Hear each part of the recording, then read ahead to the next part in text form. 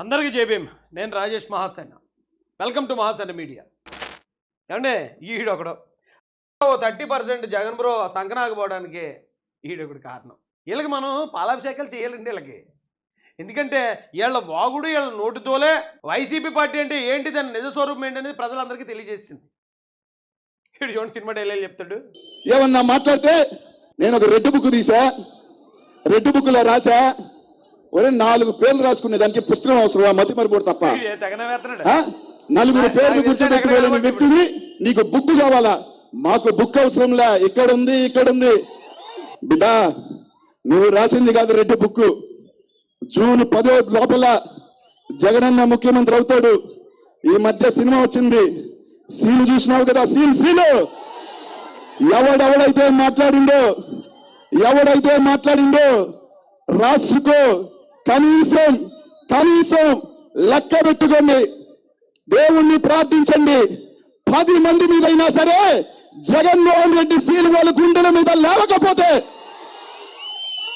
వాళ్ళ గుండెల మీద జగన్మోహన్ రెడ్డి సీలు వేయకపోతే జగన్మోహన్ రెడ్డి సైనికులం కాదు బిడ్డ. నువ్వు రాసుకునేది రెడ్ బుక్ అయితే అధికారం వస్తే మళ్ళీ పులేబూదురటండి. అధికారం వస్తున్నట్టండి రెడ్ బుక్ కాదటండి. సలార్ సినిమా వచ్చింది కదండి, సీలే హతడాడు గుండ్ల మీద. మాకు గుండ్ల మీద 10 మంది కన్నా సీలేసేసి ఈ పోటుగాడు హీరోలో బిల్డప్ ఇచ్చేస్తాడట. జగన్ బ్రో మళ్ళీ సీఎం అయితే, అతను సీఎం అవ్వకపోతే ఏటో చెప్పలేదు ఆ రోజునాడు. అతను సీఎం అవ్వకపోతే ఈడు మంచంగా దూరేస్తాడు. ఇక పోరాటం లేదు, ప్రజలు లేరు, ఏమీ లేదు, మొత్తం గాలి కుదిరేస్తాడు. సీఎం అయితే మాత్రం రెచ్చిపోతాడటండి. వారు ఏం మొగొడతానరా బాబా అనిలా, ఏం మొగొడతానో, ఏం డైలాగులు, అబ్బా ఏమన్నా డైలాగా ఇది. సిగ్గేస్తున్నారా మీలాంటి వాళ్ళని చెప్తా ఉంటాను. చిచ్చి మేము ఇక్కడ రాసుకున్నాం, ఇక్కడ ఉన్నాయి, లెక్క పెట్టుకోండి. 10 పేర్లు, 10 చీటీలు ఎత్తి మరి అప్పుడు జగనన్న గమ్ముడు ఉన్నామన్నా. ఒరే అబ్బాయి, మీరు 2024 నుంచి వెనక్కి 2019 దాకా మీరే కదా అధికారులు అన్నారు. అప్పుడు పీకలేంది, మళ్ళీ 24 తర్వాత పీకెత్తారా? అప్పుడు ఎవడన్నా భయపడ్డారా మీకు? మీరు అప్పుడు అధికారంలో ఉన్నారు. ఈ వాగుతున్నప్పుడు మీరు అధికారంలోనే ఉన్నారు. మీ తొక్క మేము పడుకోబెట్టి నార తీసినప్పుడు మీరు అధికారంలో ఉన్నారు. ఏం చేశారు?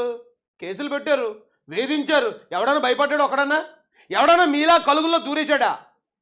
తెలుగుదేశం పార్టీ నాయకుడు కానీ, తెలుగుదేశం పార్టీ కార్యకర్త కానీ రోడ్డు మీద నిలబడి ఫైట్ చేసామే మీరు అధికారంలో ఉండగానే.